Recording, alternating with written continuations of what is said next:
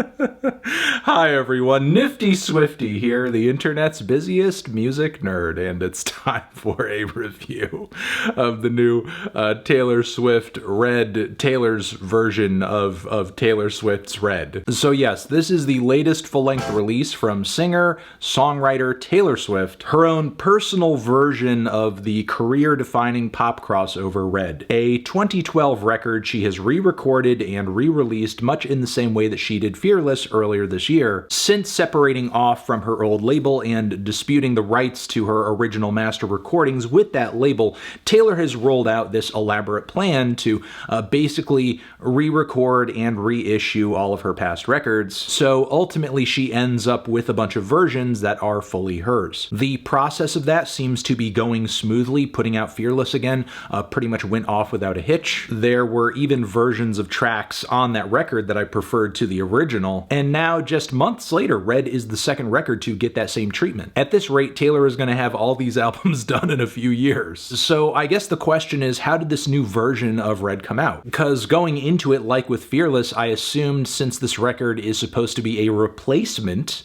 for the original, that Taylor would want to come out of this with Red, this new version of Red, sounding as alike to the original as possible. But given Red is a more versatile record and it's a more pop-leaning record, it's a more intricate record, I imagine the process of reverse engineering that is going to be a bit more difficult. And as a result of that, as well as maybe some personal preferences on tweaks, there are some noticeable and subtle differences between the core 19 tracks on the deluxe version of the original Red and what you're going to hear on this Taylor's version. Like the track State of Grace, the drums on this big rock-influenced opener are a bit bigger, a little louder, and the background vocals seem to pop a bit harder too. As far as sonic similarities go, the title track I would say is absolutely nailed. For some reason, there does seem to be a slight change to the beat on the song Treacherous. It's like there's an extra clap or snare or something on top of one of those kicks that didn't sound like it was either there or as loud on the original version, which is fine. It doesn't really change the vibe or the groove or anything. It's just a really tiny alteration. Outside of that though, the mix on this one is much more blaring, especially on the choruses. I found the sound of the original one to be a bit easier on the ears, and this is one of a few tracks on this record. Some of the louder tracks I think kind of suffer from it on this new version where, yes, they were pretty heavy on the original Red, but now they feel even heavier and slightly more aggressive mix-wise. I Knew You Were Trouble has never really been one of my favorite Taylor Swift hits because of the way it sort of combines peppy pop rock and I guess like dubstep drops a little bit.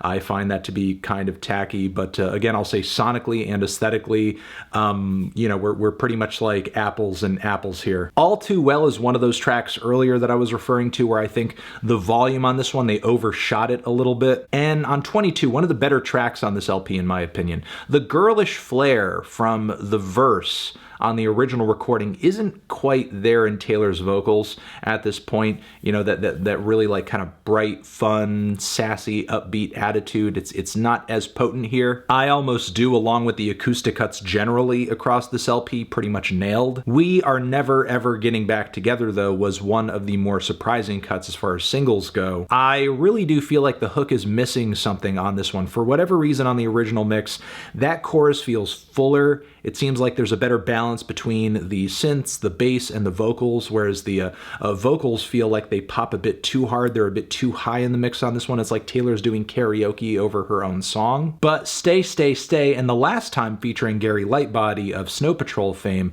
these two tracks, oddly enough, are ones that I found the mixes here to be smoother and the instrumentals to sound smoother again than those on the original version, which was nice, which was pleasant. Like, for example, those fiery and speedy guitars that hit the string crescendo on The Last Time aren't quite as loud on this new version. The strings take priority there. From the kickoff, I think Holy Ground is one of the most indistinguishable versions on this new record. If you want to really pay attention and I guess pick up on what is one of the clearest differences, listen to the snare, because in this this new version, it's a bit more crisp. There's more, I guess, like, a high end on it. And I think the drums popping in this way makes the song actually sound a bit harder.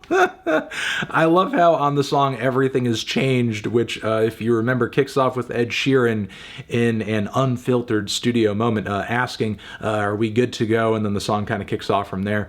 But now in this new version, Ed is still performatively asking if he is or we are good to go to kick the song off. Maybe in that moment, like almost a decade later, he was still wondering, if they were good to go. Through the final moments of this new version, Taylor and her team are just nailing these tracks left and right, with the exception of the song Girl at Home, which it was pretty clear Taylor wanted to go into this one with some bold changes. Granted, the recording of this track from the deluxe version of Red was pretty stripped back to begin with, but there are some serious differences between this and what we're hearing on Taylor's version of Red. The drums are bigger and kind of filtered. There are some 80s synthesizers in the mix as well. Taylor clearly wanted to do something big with this track in this new version, and she did it. So look, overall in terms of like sound and presentation and a likeness to the original recordings, I think Taylor's version of Red here is like about 90% there or more.